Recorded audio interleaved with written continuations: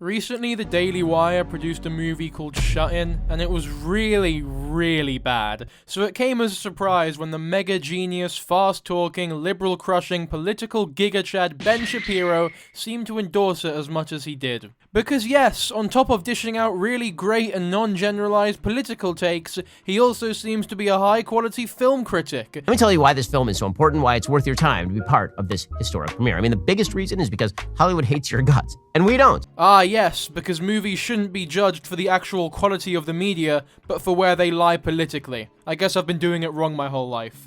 And this Shut-In movie got me searching for more of Mr. Shapiro's other takes, and I soon realized that he is so goddamn stupid and up his own arse that it's unbelievable. Let's talk about it.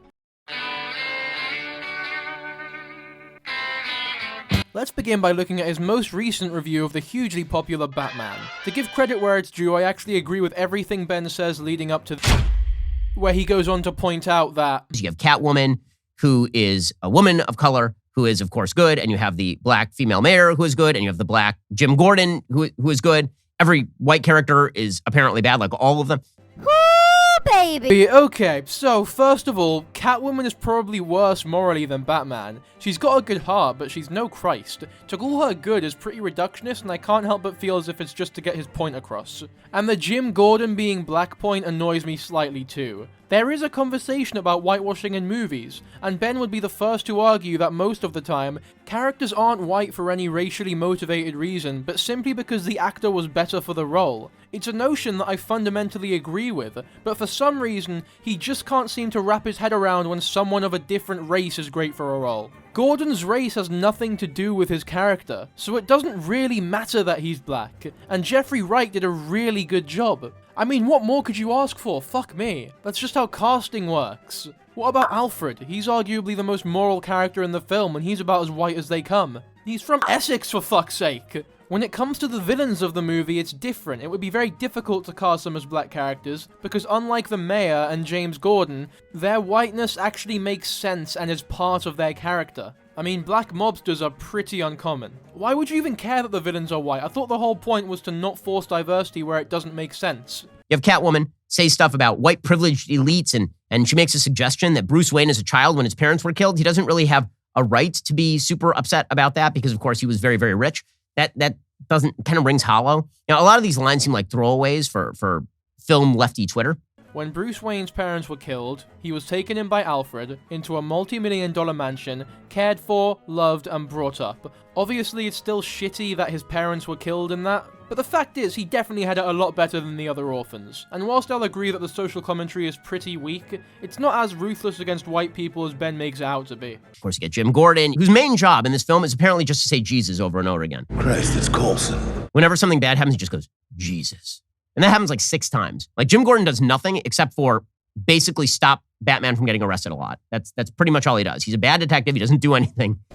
I mean, this is just wrong. Gordon was one of my favorite characters, constantly covering for Batman, acting as the inside man, he's present at interrogations, and it's him and his laptop that allow integral plot points to be enacted. A mayoral event is now being held for the brand new mayor, who is an uplifting black female who has no other story or backstory, so she's really uninteresting. What the fuck are you even saying now? Yes, I agree that the mayor was weak and a shallow character, but she would have been equally shallow if she was white. How can you claim to be against wokeness when the simple addition of a black character gets on your tits?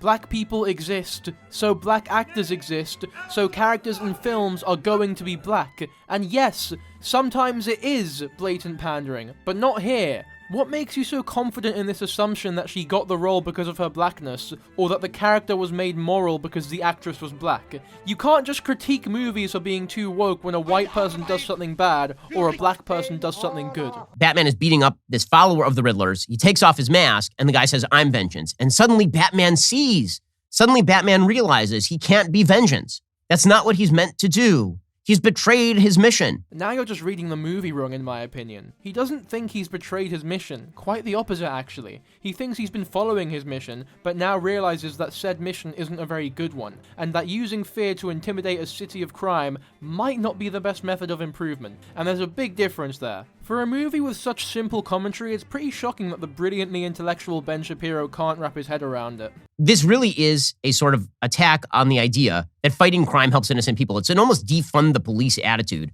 toward what crime is. What? Sorry, but that is by far the stupidest thing in this video. Batman isn't a police officer, he's a vigilante. All the movie is saying is that if a vigilante roams the city and beats the shit out of criminals, crime won't actually decrease, and if anything, it gets higher. It's so goddamn simple, how do you not understand this basic shit? Instead, apparently, individuals are only capable of doing nice things by helping little old ladies cross the street. It's this sort of mentality that has led to New York turning into Gotham City in the last couple of years, by the way. Okay, now you're just making shit up, Ben. If there were more people who helped old ladies across the street, the world would probably be a better place. How do you watch a 3-hour movie and just ignore all of it?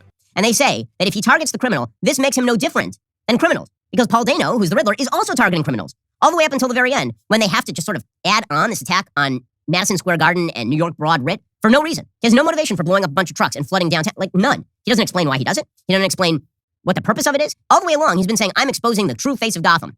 Okay, that's a rationale. But what does that have to do with blowing up the city? They add that on just so that they can create a false distinction between Batman and the Riddler so that Batman can change his mission. Now, I've been shitting on Ben this whole time, but he's spot on here. The Riddler was politically consistent up until this ending, which was a total cop-out. Had there not been that attempt at mass murder, there would have been such a beautiful moral ambiguity insofar as that there really is such little difference between Batman and the Riddler. By the way, at the very end of the movie, Catwoman, who at no point has actually demonstrated any sort of moral bona fides. Like, I'm not sure she does a moral thing in the entire movie. At the very end, she says to him, why don't you run away with me?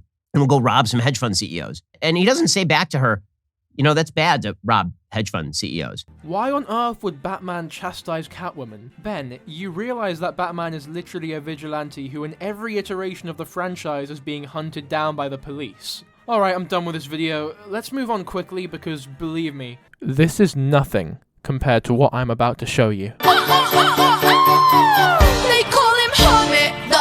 This is one of the most pointless videos I've ever seen. I think one of the reasons why people like him is because of the not-so-obvious conservative values in some of his movies, particularly in A Quiet Place. And that got me thinking about some other Hollywood projects that have some kind of sneaky, under-the-radar conservative qualities that happen to be widely celebrated by the left, unintentionally. See, this is my biggest issue here. Why does everything need to be political? Can we not just enjoy a fucking movie? Yes, all of the movies brought up in this video are widely accepted by the left, just as they're accepted by the right, just as they're accepted by centrists, anarchists, communists, you name it. It doesn't matter, the films are just widely accepted, period. Not every film is a radical political commentary. You're just forcing your own views on these movies in a lousy attempt to show that deep down, liberals agree with conservatism. And it just leads to some of the most black belt waffling I've ever fucking seen. Just get a load of this. There's no way to watch Soul and go, okay, yeah, and then if you believe that the soul is implanted in the body of the fetus from conception, which presumably is what's happening, that if you believe that's what's happening, that you should go ahead and have an abortion. It's a very pro-life film. People who have made it, I'm not sure realize that, but it just is. Alright, Ben Shapiro. I mean, right off the bat, that is one of the stupidest things I've ever heard, matey. You know, movies are like, it's fiction, like they're not real. These things aren't actually happening. Oh my god, I don't even know where to start with this one. It just shows that on top of knowing absolutely zilch about film, he doesn't really know anything about anything. First of all, at no point in Soul does it specify when souls were implanted into someone's body. That was just an assumption. Secondly, even if that was what the film is going for, that doesn't mean that it's a pro-life ideology film. Because like I said, it's not even fucking real. There's no underlying theme of pro-lifism. No one's watching this film and thinking, fuck man, maybe abortion shouldn't be legal. Apart from you odd motherfucker. Thirdly, and this is the most mental one, even if you believe that life begins at conception, that doesn't mean you have to be pro-choice.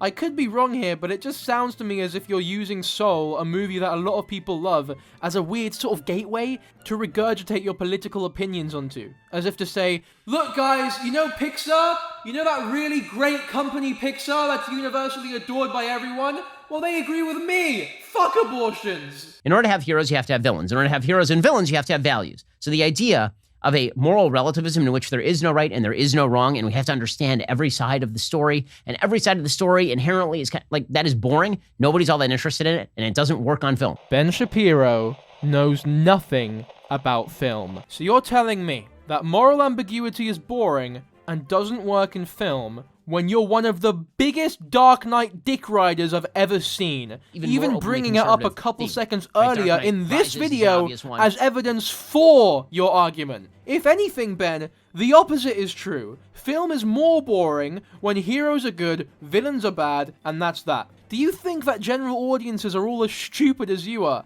That we can't even comprehend the notion of a movie making us question something? The best movies in the world are the ones that you're still thinking of weeks later, and that's basically impossible when the film is as black as white as you imply you want them to be.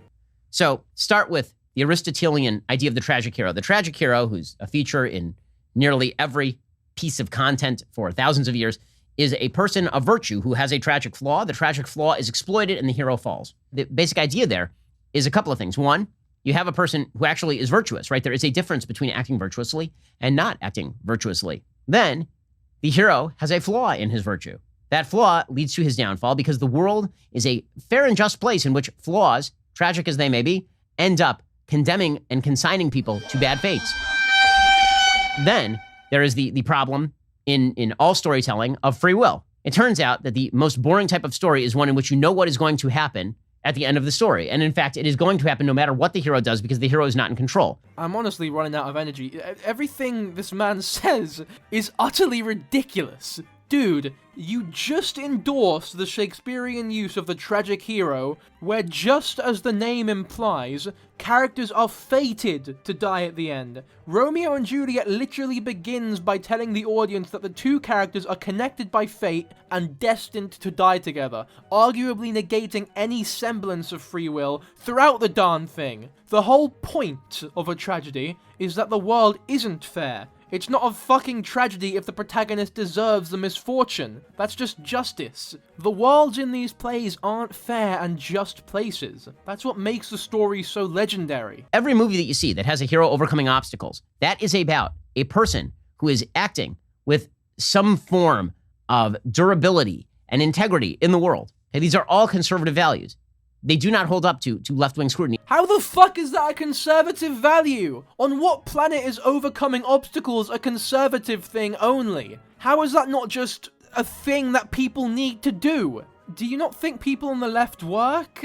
That they believe life should just be about doing nothing and letting everyone else do everything for you? Well, actually, yes, that probably is what little Benny boy believes, to be fair. Did you know that every like on this video creates one additional leftist tier? Don't ask me why. That's called science. To take advantage of this amazing opportunity, hit the like button. I've never seen someone radiate small dick energy more than little Benny Shapiro boy over here. Fucking whatever. We're done here. Fuck, I'm gonna go make some spaghetti.